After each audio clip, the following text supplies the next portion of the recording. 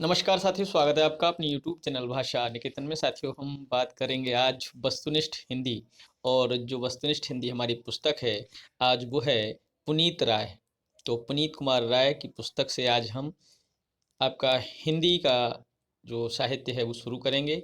और इसमें हम सबसे पहले विषय सूची को देखते हैं और इसके बाद हम पूरा बारी बारी से एक एक आपका जो विषय है उसको पढ़ेंगे।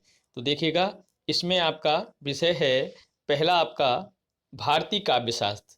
आपका ये आपका 38 पेज में है। और पाश्चात्य काव्यशास्त्र फिर आपका इस तरीके से है। फिर हिंदी साहित्य का इतिहास पढ़ेंगे, काल विभाजन और नामकरण। उसके बाद साथियों हम आदिकाल पढ़ेंगे और भक्तिकाल पढ़ेंगे। फिर आपका रीतिकाल पढ़ेंगे। उसके बाद हम साथियों वस्तुनिष्ठ हिंदी आधुनिक काल पढ़ेंगे, भारतेंदु युग, द्विवेदी युग और छायावादी युग। इसके बाद साथियों हम छायावादोत्तर काल हिंदी गद्य का विकास पढ़ेंगे, हिंदी उपन्यास, फिर कहानी, फिर आत्मकथा, जीवनी, रिपोर्टाज। उसके बाद यात्रा साहित्य। इसका साथियों हम नाटक, निबंध और आलोचना, फिर रेखाचित्र, संस्मरण और उसके बाद हिंदी भाषा। उसके बाद विविध स्वरूप को पढ़ेंगे। तो आपके ये इस तरीके से यहाँ 9 चैप्टर हैं, इनको एक एक करके हम पढ़ते चलेंगे। तो साथियों आज जैसा कि हम देख रहे हैं, पहला हमारा यहाँ जिसमें जो अध्याय है वो है भारतीय काव्यशास्त्र। इसी को आज हम शुरू करेंगे। तो आज हम पहले पेज से इसका शुरू करते हैं और आपका 38 तक आपका भारतीय काव्यशास्त्र चलेगा। तो चलिएगा वीडियो शुरू करेंगे। और साथियों वीडियो शुरू करने से पहले चाहेंगे चैनल पर नए हैं तो प्लीज़ चैनल को सब्सक्राइब कर लें। और यह हमारा कोशिश है साथियों, हमारी ये पुस्तक अनवरत चलती रहेगी। तो देखते हैं भारतीय काव्यशास्त्र। देखिए इकाई 1 है भारतीय काव्यशास्त्र, काव्य स्वरूप। ठीक है, अब देखिए पहला है काव्य लक्षण और प्रतिपादक उनके आचार्य। पहला है लक्षण में शब्दार्थों सहित काव्यम। ये किसका है? शब्दार्थों सहित काव्यम। तो ये कहा है भामा। और तद दोषौ शब्दार्थों सग गुणा वनलंकृत्य पुनः क्वाप।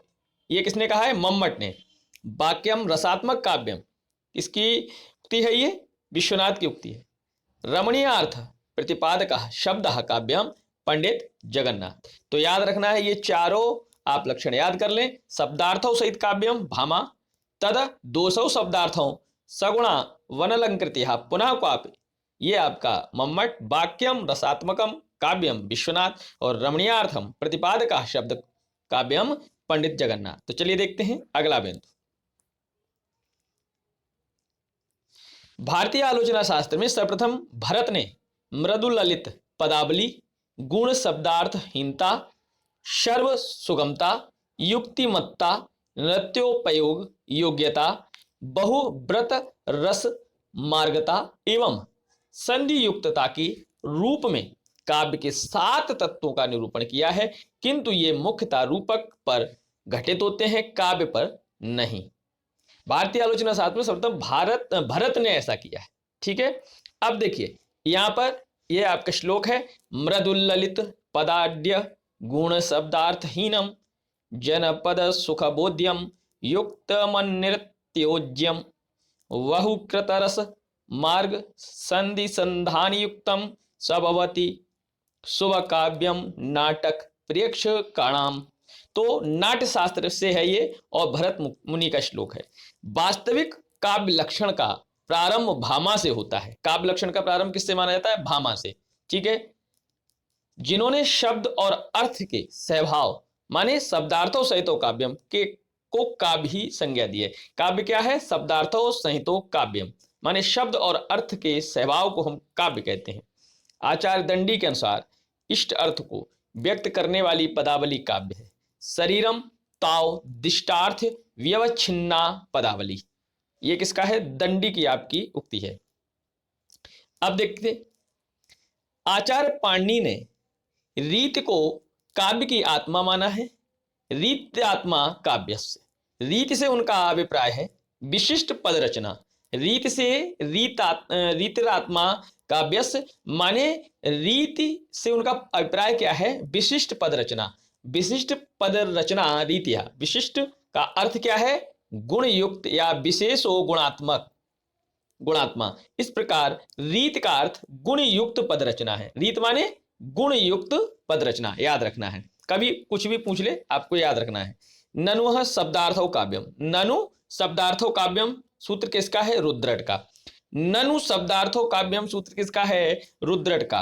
वक्रोक्ति काव्य जीवितम कथन किसका है? कुंतक का, कुंतक का है, याद रखिए, नोट कर लीजिए। और आपको इसकी साथियों पीडीएफ अगर चाहिए तो आप हमारे जो आपका चैनल है उसका टेलीग्राम चैनल पर आप जाएं, उसके लिए डिस्क्रिप्शन में लिंक है, वहां से आप इसको प्राप्त कर सकते हैं। यद्यपि सुजाति सुलक्षणी सुवरन सरस सुब्रत भूषण बिनु न विराजई कविता वनिता मित्र, ये पंक्ति किस कवि की है? आचार्य केशवदास की है।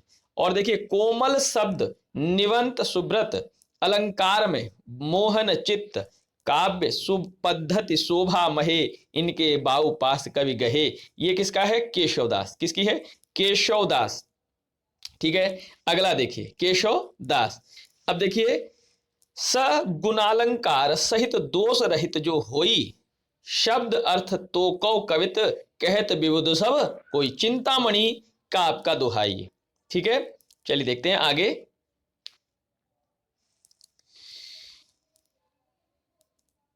बत कहाऊ रसमय जू हैं कवित कहावे सोए, कथन किसका है? चिंतामणि का। ये भी चिंतामणि का है, नोट कर लेना आप लोग। जगते अद्भुत लोकोत्तर चमत्कार यह लक्षण में कर्यो, काव्य के विषय में यह पंक्ति किसकी है? कुलपति मिश्र की है। कि जगते अद्भुत लोकोत्तर चमत्कार यह लक्षण में कर्यो, ये कुलपति मिश्र की है पंक्ति। अब देखिए,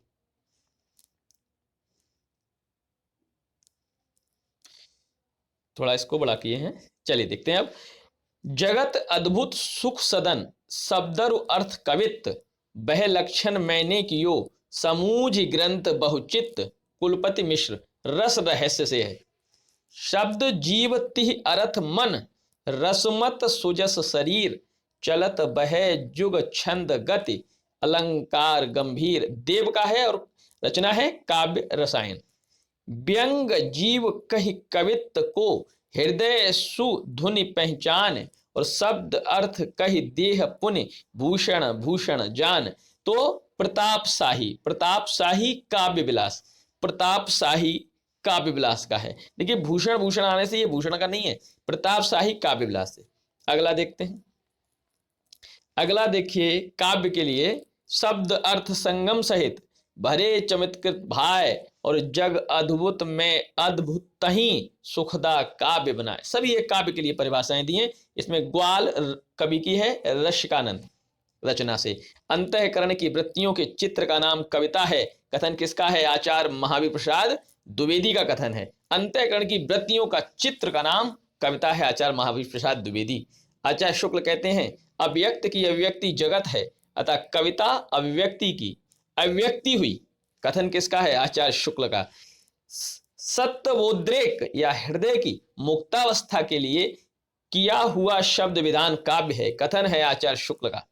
जिस प्रकार आत्मा की मुक्तावस्था ज्ञान दशा कहलाती है, उसी प्रकार हृदय की मुक्तावस्था रस दशा कहलाती है। हृदय की इसी मुक्ति की साधना के लिए मनुष्य की वाणी जो शब्द विधा करती आई है उसे कविता कहते हैं। यह कथन आचार्य शुक्ल का है, याद करें साथियों, नोट करें एक एक कथन को आप।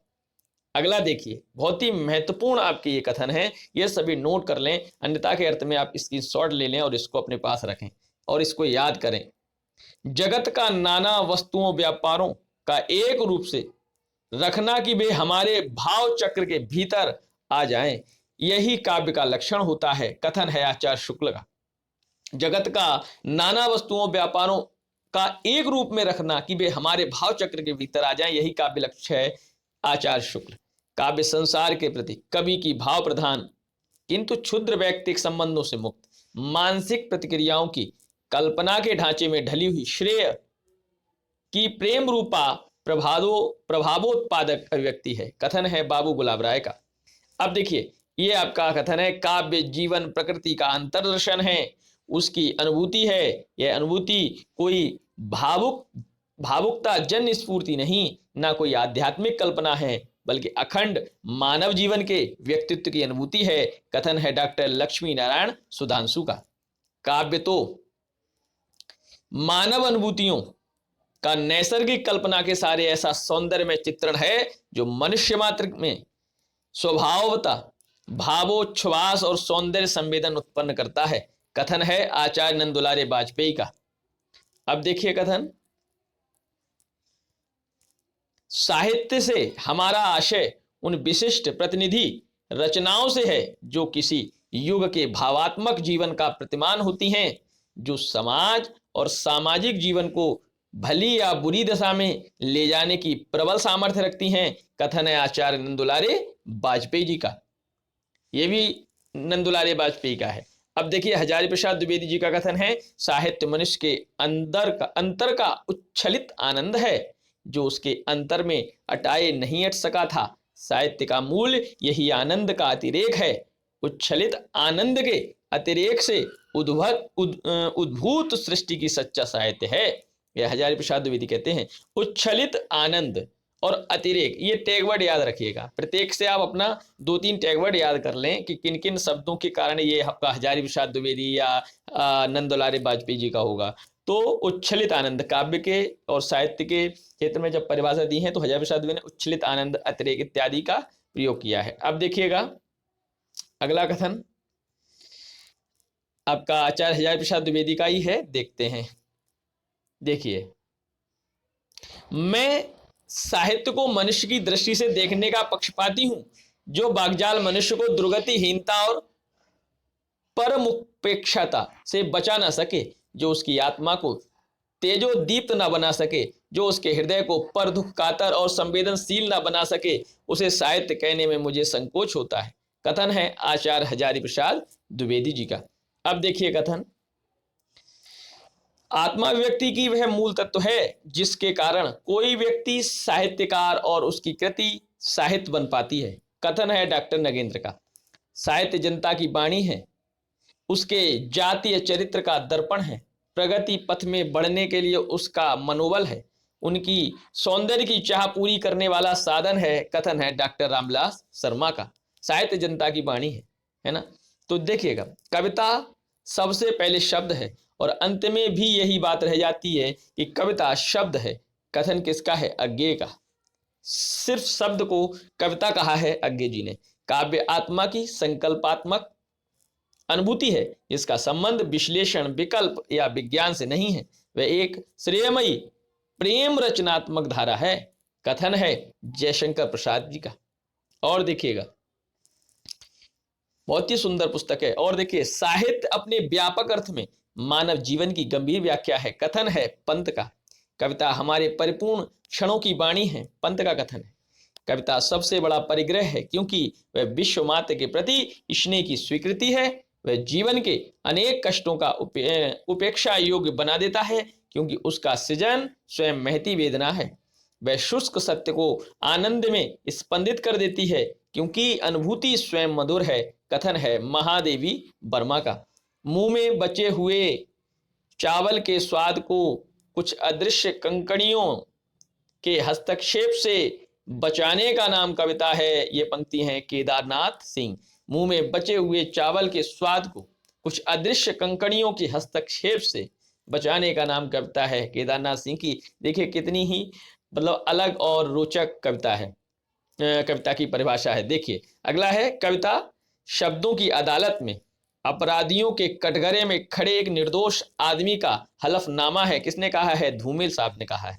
और देखिए, कविता भाषा में आदमी होने की तमीज है, धूमिल जी कहते हैं। सुंदर सुंदर पंक्तियां दी हैं कविता के लिए धूमिल जी ने। और देखिए, काव्य हेतु कितने माने गए हैं? काव्य हेतु कितने माने गए हैं? 3। प्रतिभा, व्युत्पत्ति और अभ्यास। प्रतिभा कितने प्रकार की मानी गई है? 2, सहजा और जन्मजात। ठीक है। और देखिए, उत्पाद्या देवाराधन या मंत्र बल से या अध्ययन जन्य। उत्पाद्या माने है ना, आराधना करने से आती है ये। अगला देखते हैं, प्रतिभा के 2 भेद सहजा और उत्पाद्या किसे किया? ये किसने माने हैं? प्रतिभा के 2 भेद सहजा और उत्पाद्या रुद्रट। लोको विद्या प्रकीर्णस्य काव्यांगनी उक्ति किसकी है? वामन की है। लोको विद्या प्रकीर्णस्य काव्यांगानि, उक्ति है वामन की। काव्य हेतु के बदले काव्यांग शब्द का प्रयोग करते हुए किस आचार्य ने लोक विद्या और प्रकीर्ण को काव्य हेतु स्वीकार किया है? वामन ने। काव्य हेतुओं के विवेचन में राजशेखर की मौलिक उद्भावना क्या है? शक्ति और प्रतिभा में भेद करना। शक्ति व्यापक है जबकि प्रतिभा परिमित है। स्मृति, मति, प्रज्ञा, बुद्धि के ये तीन प्रकार किसने माने हैं? राजशेखर ने। बुद्धि के तीन प्रकार राजशेखर ने कौन कौन से माने? स्मृति, मति और प्रज्ञा। सहजा, आहार्या और औपदेशिकी प्रतिभा के आधार पर कवियों की क्रमशः तीन कोटि सारस्वत, आभ्यासिक और औपदेशिक का निर्धारण किसने किया है? राजशेखर जी ने। सहजा, आहार्या और औपदेशिकी प्रतिभा के आधार पर कवियों की क्रमशः तीन कोटि सारस्वत, आभ्यासिक और औपदेशिक का निर्धारण राजशेखर जी ने किया है। चलिए देखते हैं। काव्य हेतुओं के संदर्भ में यह कथन आचार्य है, देखिए किस आचार्य का बताइए? शक्ति निरूपणता, लोक शास्त्र काव्याद्यवेक्षणात्, काव्यज्ञ शिक्षाभ्यास इत हेतु स्तुद भववे। आचार्य मम्मट का है। प्रतिभा को काव्य निर्माण का एकमात्र हेतु मानने के कारण किस आचार्य को प्रतिभावादी कहा जाता है? पंडित राज जगन्नाथ को। प्रतिभा को नवोन्मेषालिनी प्रज्ञा किस आचार्य ने कहा है? भट्टतौत ने। प्रतिभा को अपूर्व वस्तु निर्माण क्षमा प्रज्ञा किस आचार्य ने कहा है? अभिनव गुप्त जी ने। और मध्यकालीन आचार्यों में कुलपति ने सर्वप्रथम काव्य हेतु का विवेचन किया। अब काव्य प्रयोजन, चलिए काव्य प्रयोजन। काव्यम यशसे अर्थवृत्ते व्यवहार विदे शिवतरक्षतये सद्य परिनिर्वर्तये कांता सम्मिततयो पदेशयुजे। काव्य प्रयोजन के संदर्भ में यह कथन किसका है? आचार्य मम्मट का। याद रखने, नोट कर लें। काव्य का अंतिम लक्ष्य जगत के मार्मिक पक्षों का प्रत्यक्षीकरण करके उनके साथ मनुष्य हृदय का सामंजस्य प्रतिस्थापना है। कथन किसका है? आचार्य रामचंद्र शुक्ल। धर्मार्थ काम मोक्षेषु वैचश्रव्यम कलासु च करोति कीर्तिम प्रीति च साधु काव्यम निषेवणम। काव्य प्रयोजन के संदर्भ में यह कथन किस आचार्य का है? भामा। काव्यम सदृष्ट दृष्टार्थ प्रीति कीर्ति हेतुत्वात्। काव्य प्रयोजन के संदर्भ में यह कथन किस आचार्य का है? वामन। प्रतिभा के दो भेद कार्यत्री भावित्री किस आचार्य ने किए हैं? राजशेखर ने। भावित्री प्रतिभा किसमें होती है? सहृदय में। शब्दार्थ शरीरम त्वात्व काव्यम किसका कथन है? आनंदवर्धन। भारतीय काव्यशास्त्र में भावक से अभिप्राय है सहृदय या आलोचक से। शरीरम ताव दिष्टार्थ व्यवच्छिन्ना पदावली कथन किसका है? दंडी का। और कवि की अनेक कोटियों एवं भेदों का विवेचन करने वाले आचार्य हैं राजशेखर। अब देखिए ग्रंथ दिए हैं और उनके आचार्य, पढ़ते हैं इनको भी।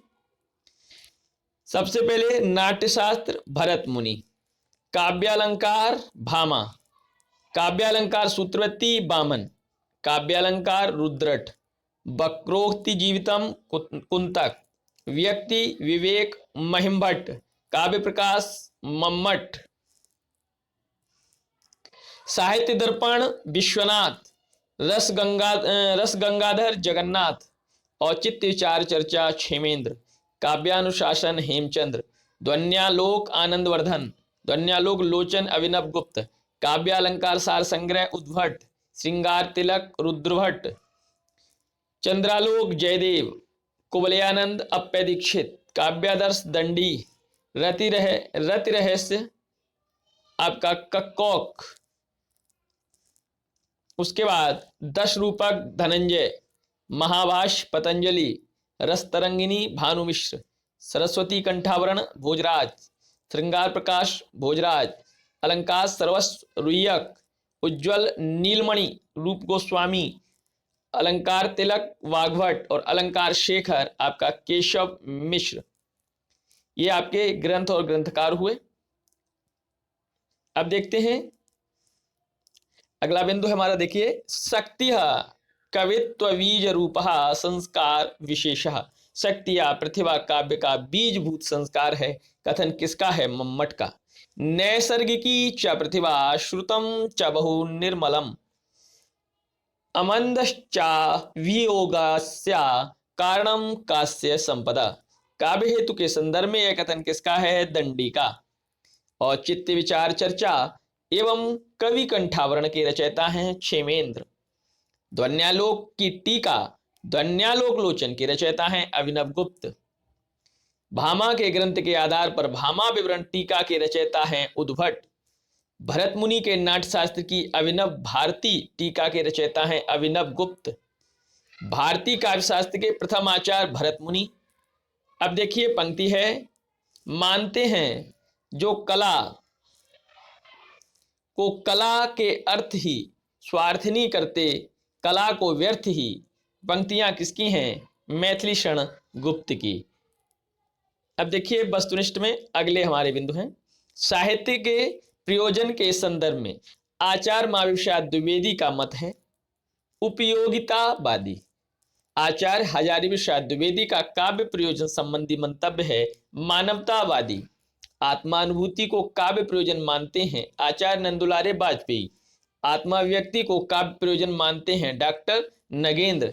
काव्य प्रयोजन के संदर्भ में निम्नलिखित पंक्तियां किस रीतकालीन कवि की हैं? काव्य प्रयोजन के संदर्भ में देखिए, एक लहे तप पुंज नको फल ज्यों तुलसी सूर गुसाई, एक लहे बहु संपत केशव भूषण ज्यों बर वीर बड़ाई, और एक नको जस ही सो प्रयोजन है रस खान रहीम की नाई, और दास कवित्त ने की चर्चा बुद्धिवंत की सुख देति सदाई।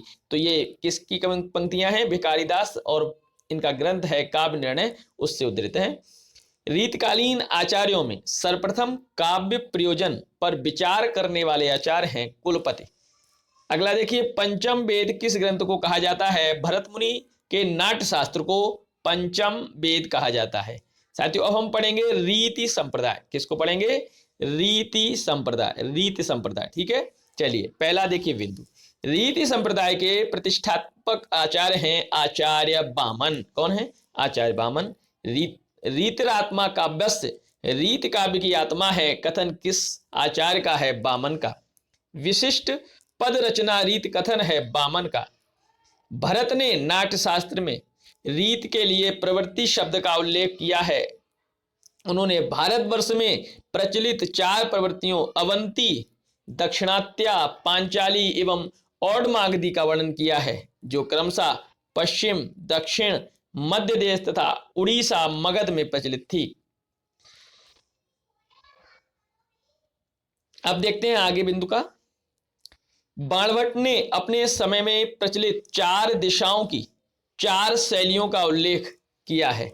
उनके अनुसार उद्दीच्य उत्तर भारत निवासी श्लेष को प्रतीच्य लोग, अर्थमात्र या अर्थ गौरव को, दक्षिणात्य उत्प्रेक्षा को एवं गौड़ या पूर्वी भारत के लोग अक्षराडंबर को अधिक महत्व देते हैं। उन्होंने इन 4 शैलियों के एकत्र उपयोग को काव्य के लिए श्रेष्ठ माना है।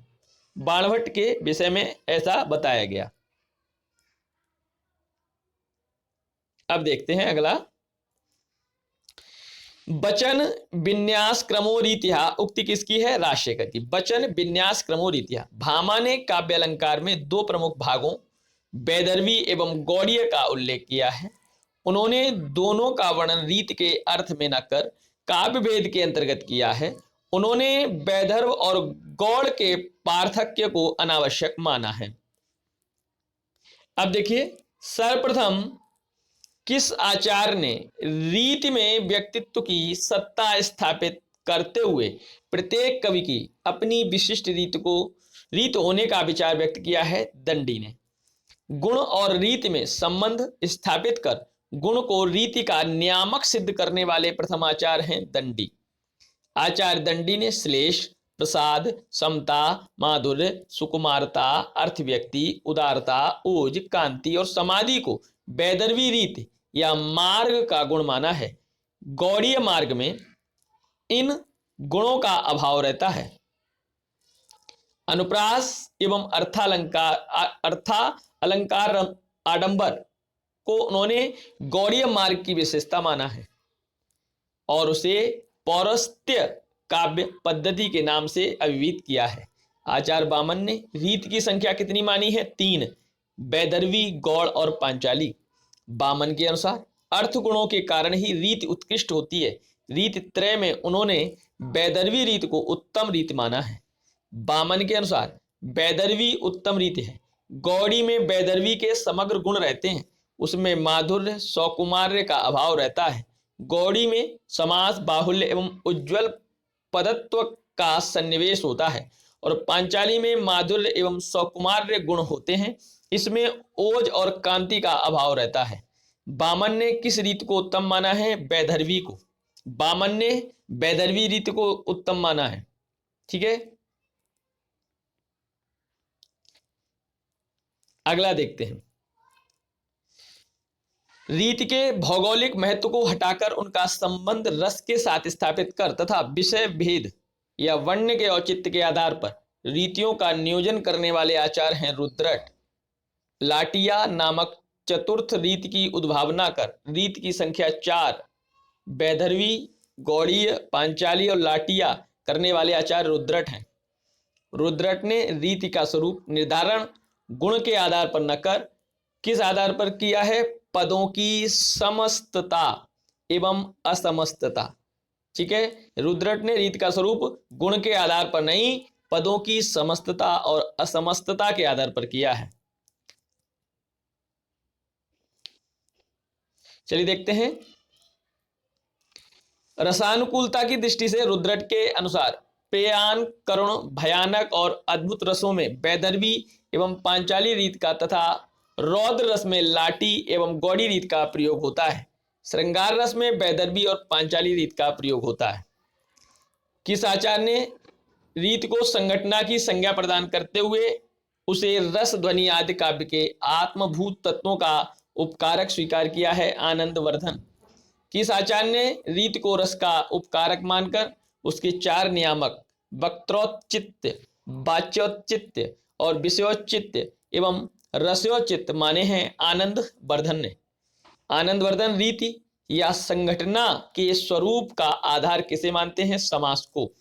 आनंदवर्धन के अनुसार रीत के 4 नियामक हैं वक्त्रोचित्य, वाच्योचित्य, विषयोचित्य और रसोचित्य। आवंतिका एवं मागधी नामक 2 नवीन रीतियों की उद्भावना किस आचार्य ने की? भोज ने। भोज ने कितनी रीतियों का निरूपण किया है? वैदर्भी, गौड़ीय, पांचाली, लाटीय, आवंतिका और मागधी। ये भोज की हैं। भोज के रीति वर्गीकरण का आधार गुण एवं समास है। मम्मट ने उद्भट की वृत्तियां और बामन की रीतियों में एकरूपता स्थापित कर उपनागरिका, परशा एवं कोमला वृत्ति का उल्लेख किया है और बताया है कि बामन आदि ने इन्हें ही वैदर्भी, गौड़ी और पांचाली कहा है। मम्मट ने वृत्ति का स्वरूप विधायक किसे माना है? वर्ण गुंफ को। वर्ण गुंफ को। विश्वनाथ ने रीतियों की संख्या मानी है 4, वैदर्भी, गौड़ी, पांचाली और लाटिका। विश्वनाथ ने रीतियों का विभाजन किस आधार पर किया है? वर्ण और संगुंफन के आधार पर। माधुर्य गुण व्यंजक ललित रचना को कौन सी रीत कहते हैं? वैदर्भी रीत। ओजो गुण व्यंजक समास बहुल रचना में कौन सी रीत होती है? गौड़ी रीत। एवं वैदर्भी एवं गौड़ी की अंतरालवर्तिनी रीति जिसमें माधुर्य एवं सौकुमार्य दोनों गुण होते हैं उसे कहते हैं पांचाली। वैदर्भी एवं पांचाली के मध्य की रचना को कौन सी रीति कहते हैं? लाटी या लाटिया। आचार्यों ने काव्य के बहिरंग एवं अंतरंग, देह और आत्मा के आधार पर भारतीय साहित्य शास्त्रीय सिद्धांतों का वर्गीकरण करते हुए अलंकार रीति एवं वक्रोक्ति को, देहवादी तथा रस, ध्वनि एवं औचित्य को आत्मावादी सिद्धांत या संप्रदाय कहा है? देहवादी आपका अलंकार रीति एवं वक्रोक्ति, आत्मवादी रस ध्वनि और औचित्य। रीति सिद्धांत की दुर्बलता है भाव तत्व को गौण एवं रमणीय तत्व को अधिक महत्व देना। रीति सिद्धांत की उपलब्धि है शैली तत्व को महत्व देना। बामन के अनुसार गुण और रीति का संबंध है अभेद। अब साथियों वक्रोक्ति संप्रदाय, वक्रोक्ति संप्रदाय के बारे में साथियों हम अगली वीडियो में पढ़ेंगे। और